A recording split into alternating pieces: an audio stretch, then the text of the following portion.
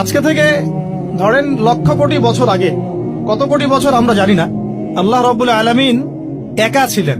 একা তিনি সর্বপ্রথম সৃষ্টি করলেন আরশে আযীম। কি সৃষ্টি করলেন?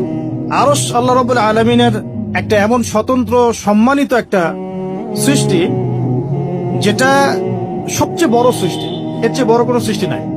এমনকি কিয়ামতের মাঠে এই আরশের ছায়া আল্লাহ রাব্বুল আলামিন 7 শ্রেণীর মানুষকে ছায়া দিবেন। সুবহানাল্লাহ। ওই 7 শ্রেণী সম্পর্কে আমরা অন্য হাদিসে পড়ে নিব, অনেকে হয়তো জানেন। তো আরশ সৃষ্টি করার পরে আরশটা ছিল পানির উপরে। কোথায় ছিল? পানির উপরে। সূরা হুদের মধ্যে আছে। আমি শুধু রেফারেন্স গুলো আপনাদেরকে সূরাগুলো বলে দিব, বাসায় গিয়ে আপনারা পড়বেন। প্রত্যেকটা আয়াত কিন্তু এখানে ধরে ধরে বলার সময় নাই আর কি আমার কাছে। তো আরশটা ছিল পানির উপরে। এরপরে আল্লাহ রাব্বুল আলামিন আসমান এবং জমিন সৃষ্টি করেছেন 6 দিনে। পুরো মহাবিশ্ব আল্লাহ রাব্বুল আলামিন সৃষ্টি করেছেন কত দিনে? 6 দিনে। ফি সিত্তাতি আইয়াম, 6 দিনে। এখন সৃষ্টি করার পরে আল্লাহ রাব্বুল আলামিন কলম সৃষ্টি করেছেন। কি সৃষ্টি করেছেন? কলম। ইলমের সাথে যে কলমের সম্পর্ক, এটা একটু পরে আরো ক্লিয়ার হবে আপনাদের কাছে। আল্লাহ পাক কলম সৃষ্টি করে বলেছেন, উকতুব, কলম তুমি লিখো। কলম তো আমাদের সংজ্ঞামত জড় পদার্থ, তাই না? হ্যাঁ, তো আল্লাহ পাক বলছেন কলমকে তুমি লিখো। তো কলম কথা বলছে, মাযা আকতুব, আমি কি লিখবো? আল্লাহ পাক বলছেন লিখো, কিয়ামত পর্যন্ত যা যা হবে সব লিখে ফেলো। এরপর আল্লাহ রাব্বুল আলামিন লাউহে মাহফুজের মধ্যে একদম from the very beginning till the last day of judgement প্রত্যেকটা কথা লাউহে মাহফুজে লেখা আছে। এমনকি আপনার কার সাথে বিয়ে হবে সেটাও, কয়টা বাচ্চা কাচ্চা হবে সেটাও।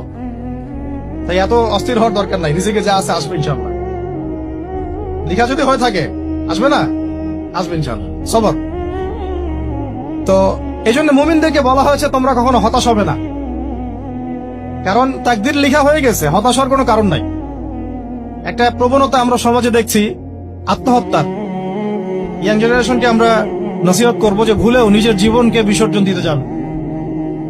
আল্লাহ রাব্বুল আলামিন আপনাদের সৃষ্টি করেছেন তার ইবাদত করার জন্য এবং তার জমিনে তার দিনটাকে প্রতিষ্ঠা করার জন্য। হেলায় খেলায় আপনার জীবনটা নষ্ট করবেন না, ঠিক আছে ভাই? আল্লাহ পাক বোঝার তৌফিক দান করেন। তো কলম সৃষ্টি করার পরে কিয়ামত পর্যন্ত সব লেখা হয়ে গেছে। এখন আমাদের এই পৃথিবীতে তো মানুষ ছিল না, ছিল? এদিকে মনোযোগ দেন। এই পৃথিবীতে কি আগে মানুষ ছিল? এই পৃথিবীতে আগে কি ছিল তাহলে বলেন? হ্যাঁ, মাশাআল্লাহ। এই পৃথিবীতে আগে কি ছিল? এখন ওরা নাই? সবার সাথেই কিন্তু একটা করে আছে, কমপক্ষে কয়টা করে?